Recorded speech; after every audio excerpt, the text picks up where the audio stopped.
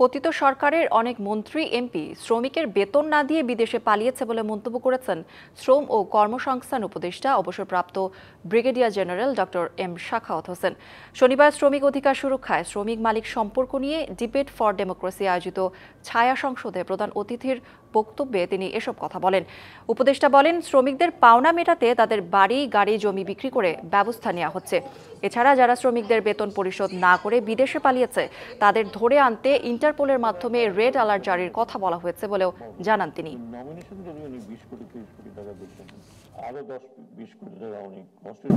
বন্ধ করবে, তার আগে পালাই গেছে, কেউ জার্মানিতে, কেউ ওখানে বেশ ভালোই আছেন, তো তাদেরকে ধরে আনার ব্যবস্থা হচ্ছে এবং এখানে যারা আছে তাদেরকে দিয়ে যা যা সম্পত্তি আছে সেটা আমরা 7 তারিখে এটা আবার আপনারা বলবেন, ব্যাংকের সাথে বসা হয়েছে অলরেডি।